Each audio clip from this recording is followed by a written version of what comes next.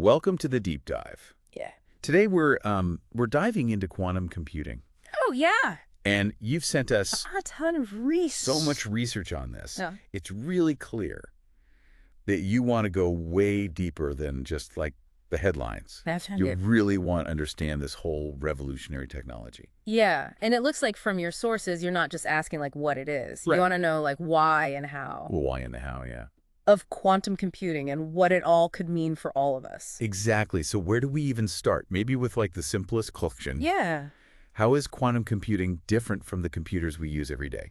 Oh, that's a great place to start. Okay. So the computers that we know and love, Mm-hmm. they use bits, which is either a 0 or a 1, right? Yeah. But quantum computers use these things called qubits. Okay. And they can be a 0, a 1, or both at the same time. Yeah. This both at one state is called superposition. Superposition. Okay. And this is one of the things that makes quantum computing so powerful.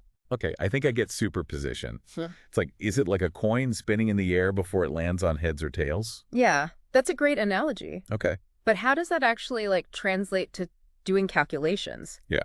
Think about it this way. Okay. A classical computer with one bit, it can only explore one path at a time. Right.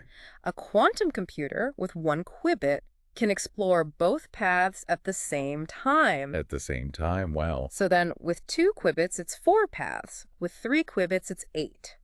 Oh, wow. And it keeps going like that. Okay. So the number of paths grows exponentially, which gives quantum computers the potential to tackle problems that Yeah. classical computers just can't. So it's not even just that they're faster. Right. It's that they're coming at these problems in a completely different way. Exactly. Wow. Now we can add another layer to this. Okay. Qubits can be linked together Okay. in this way that lets them influence each other instantly, no matter how far apart they are.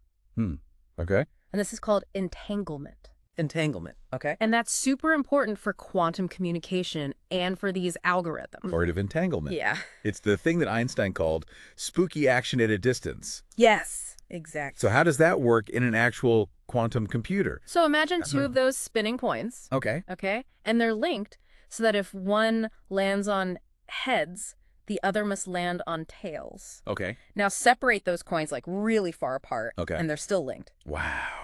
If you see one land on heads, you immediately know the other one landed on tails, even if they're like light years away. Oh, wow. That is a little spooky. Yeah. But how do we use that? How do we use entanglement in computing? So one example is something called Shor's algorithm. Okay. And it can factor these huge numbers way faster than any classical algorithm ever could. Okay. And this matters because a Huh. lot of our online security depends on how hard it is to factor those large numbers. Right. So Shor's algorithm could crack those codes, and then all of a sudden, our encryption methods Yeah. would be useless. So Shor's algorithm could make online banking, e-commerce, Yeah, all kinds of stuff. even like national security, vulnerable. That's a big deal. Are there other quantum algorithms we should know about? Definitely. There's one called Grover's algorithm, Okay. and it's all about searching through tons and tons of data. Okay. So imagine searching this massive database with billions of entries Yeah. and finding what you need instantly. Wow. That's the power of Grover's algorithm. Okay. It could change things like drug discovery, Right. materials science, even artificial intelligence. So it's not just about breaking codes. It can speed up so many things Yes. that are really slow right now. Yeah. But before we get too excited about all the possibilities, we have to talk about how these qubits are actually made. Okay. Remember those spinning coins we were talking about? Yeah. We need something physical, a physical system to represent those qubits. Right. Like in the real world. In the real world, yeah. You mentioned different types of qubits. Yes. What are the main ones that people are working with? There are a few, Okay. and they each have their own, Pros and cons? pros and cons, yeah. Okay. Superconducting qubits are the most popular right now. They're based on technology that we already use, but they have Wow. to be kept super cold, Oh, why? like colder than space. Really? Yeah. Wow. Then there are trapped ions. They're super accurate, Okay. but it's hard to make a lot of them. Okay. And then there's photonic qubits. Okay. And they're great for communication networks, Okay. but they still have some problems with errors. Okay. And we have to figure out how to fix those. So it sounds like creating and controlling these qubits is a huge challenge. Yeah. But let's say we can build these large-scale quantum computers. Okay. What can we actually do with them? Right. Can we dive a little deeper into some of these algorithms you mentioned? Yeah. Like Shor's algorithm and Grover's algorithm? Yeah. Okay. Let's start with Shor's algorithm. Okay. You mentioned that it could break the encryption that protects so much of what we do online. Right, like banking and stuff? Exactly. And that's a pretty scary thought. Yeah. But to be honest, I don't really understand how it works. Yeah, me neither. It seems like it's doing some really complicated math. It does, yeah. So Shor's algorithm uses this thing called quantum Fourier transform. Okay. Which is kind of like breaking down a sound wave into the different frequencies. Okay. But instead of sound, we're talking about mathematical functions. And the algorithm looks at those frequencies to find the factors of a huge number. Okay. Way faster than a classical computer ever could. Okay, that's still a little over my head. Yeah. Is there a simpler way to think about it? Okay, sure. Imagine a combination lock. Okay. With like thousands of different combinations. A normal computer would have to try each combination one by one. Right. Shor's algorithm is like having this special key that knows exactly how the lock works and opens it instantly. Oh, wow. It's not just brute force. It's about understanding how the problem works on a deeper level. That makes a lot more sense. Good. So Shor's algorithm could crack the codes that protect our bank transactions and online communication. Exactly. What about Grover's algorithm? Oh, yeah. You said it's like searching a giant database really fast. Yeah. How does that work? So Grover's algorithm is all about making it more likely to find the right answer. Okay. Remember how qubits can be in multiple states at once? Yeah. This algorithm kind of plays with those possibilities to make it more likely that you'll find the right answer. Okay. It's like having this magnifying glass that points right at the needle in the haystack. So instead of searching through all the hay, you make the needle just pop right out. Exactly. That's awesome. And what's cool is that Grover's algorithm isn't just for searching. Oh, really? It can be used for all kinds of optimization problems. What do you mean by optimization problems? So think about like finding the best route for delivering a package or designing traffic lights so there's less traffic. These are problems where there are tons of possible solutions. Right. But you want to find the best one. Yeah. And Grover's algorithm can help us find that best solution. Much faster than a normal computer. Way faster. Wow, that's incredible. Yeah, but you mentioned earlier that building these quantum computers is really hard. It is. So what are some of the things that are still in our way? Yeah, what are the big challenges? One of the biggest is something called decoherence. Okay. Remember how we talked about how delicate those quantum states are? Yeah. Well, they can be disrupted really easily. Oh, no. By interference from the outside world. Okay. And that can cause errors in the calculations. So it's like building a house of cards? Yeah. In the middle of a windstorm? Exactly. That doesn't sound easy. Yeah.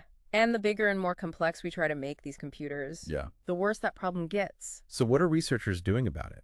Well, they're working on techniques like error correction and error mitigation. So what's error correction? So it's kind of like having backup copies of your data. Okay. It involves spreading the information across a bunch of qubits. Okay. So even if some get messed up, the calculation can still keep going. That makes sense. What about error mitigation? So error mitigation tries to make the errors less bad without actually correcting them. Interesting. It's like damage control. We're stopping little errors from becoming big problems. So it's like preventing errors and then also minimizing their impact. Exactly. And it's something that a lot of people are researching right now. That's cool. But decoherence isn't the only problem. Okay.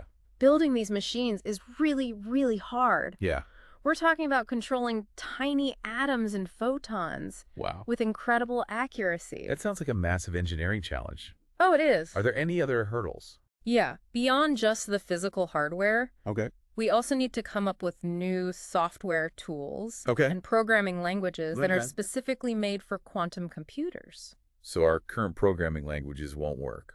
They just aren't designed to handle the complexity of quantum mechanics. No. That's a completely new way of thinking about computing. It really is. From the hardware? Yes. To the software? Yes. To how we even think about algorithms. Exactly. And that's what makes it so cool. It does. It's not just about building faster computers. It's about opening up all these new possibilities. Well, we haven't even thought of yet. Exactly. Okay, so we've talked about the science behind quantum computing. Yeah. And how hard it is to build these computers. Uh-huh. But I think what people really get excited about is what we can actually do with them. Definitely. So let's talk about some real-world applications of quantum computing. Okay. Like, what can we actually use them for?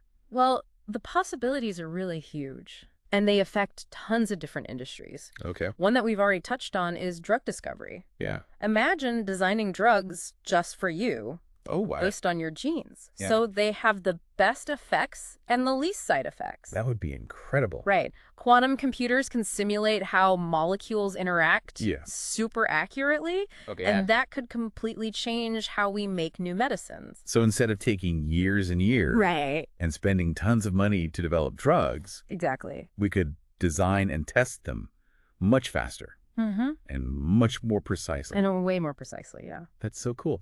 What about other fields? Oh, yeah. Where else are we seeing potential?